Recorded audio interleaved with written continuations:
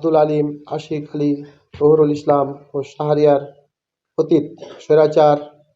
অতীতের স্বৈরাচার ও কার্যক্রম নিষিদ্ধ আওয়ামী লীগ ও নিষিদ্ধ ছাত্রলীগের বিভিন্ন পর্যায়ের নেতা তারা পরিস্থিতি ঘোলাটে করার জন্য পরিকল্পিতভাবে একটি বংশীয় বিষয়কে রাজনৈতিক খাতে প্রবাহিত করার অপচেষ্টা করছে ও উস্কানি দিচ্ছে। আমরা সঠিক তদন্তের মাধ্যমে আমাদের ন্যায্য পৈতৃক সম্পত্তি উদ্ধার, মিথ্যা অভিযোগ প্রত্যাহার এবং উস্কানিদাতা সাবেক আওয়ামী লীগ ও ছাত্রলীগ নেতাদের বিচার দাবি করছি। সেই সাথে নির্ভুল তথ্য সংগ্রহ করে সংবাদ প্রকাশের জন্য সাংবাদিকদের নিকট দাবি জানাচ্ছি। প্রকৃত ঘটনা হলো, আমাদের বংশীয় ও ভাগ বাটোয়ারা না করা একটি জমিতে 2016 সাল থেকে আদালতে মামলা প্রক্রিয়াধীন রয়েছে, যার মামলা নম্বর 13/2016। কিন্তু বর্তমানে তা সত্ত্বেও আমাদের বংশীয় এক বোন তাজকেরা কালন বেগম পাকা ঘর নির্মাণ করতে গেলে আমরা অন্যান্য ভাই মিলে তা করতে নিষেধ করি, কিন্তু তা অমান্য করে বন্টনবিহীন জমিতে পাকা ঘর নির্মাণ শুরু করে। বিষয়টি আদালতে অবহিত করলে আদালত গত 2/3/2026 তারিখ সেই জমির উপর স্থিতাবস্থা জারি করেন এবং 23/4/2026 তারিখ শুনানির দিন ধার্য করেন।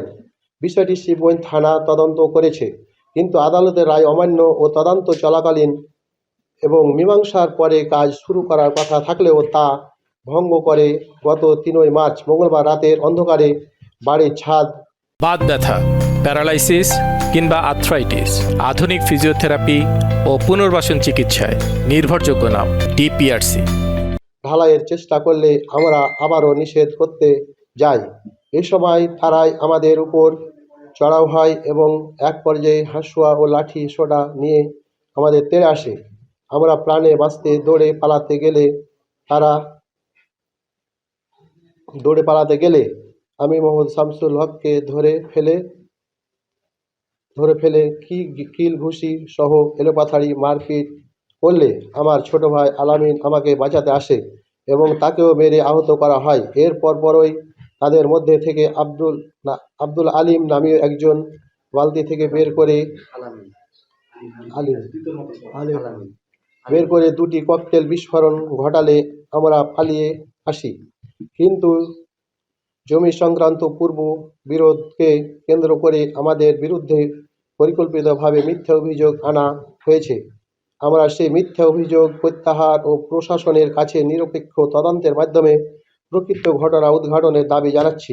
মিথ্যাভাবে যে অপপ্রচার চালাচ্ছে, এটা একটা সুষ্ঠু তদন্ত করে আমরা একটা ন্যায় এবং ভালো একটা প্রতিকার চাই। আমাদের আইনের মাধ্যমে এবং প্রশাসনিকভাবে যেটা আমাদের সুষ্ঠু তদন্ত করে আমরা আমাদের পক্ষ থেকে আমরা প্রতিকার চাই। আমাদের প্রতি যে অন্যায়ভাবে মিথ্যা কথাগুলো যে প্রচারণা করছে বিভিন্ন ফেসবুক অনলাইনের মাধ্যমে যারা করছে, এটা সুষ্ঠু তদন্ত করে যেটা সঠিক ওটা আমরা প্রতিকার চাই। আমরা পারিবারিক রিলেটিভ হিসাবে আমরা ওই জায়গায় যাই, রাত্রে অন্ধকারে যাই এটা বাধা দিতে। আমরা প্রশাসনিকভাবে এটা বলা হয়েছিল কাজ বন্ধ রাখতে, কিন্তু তারা বন্ধ রাখেনি। বন্ধ না রেখে পড়তে গেছে, তখন আমরা বাধা দিতে গেছি। এখন রাত্রের অন্ধকার, এটা ঘুটঘুটে অন্ধকার, এই অন্ধকারে কে কি করেছে আমরা জানি না, বাট শব্দ শুনেছি।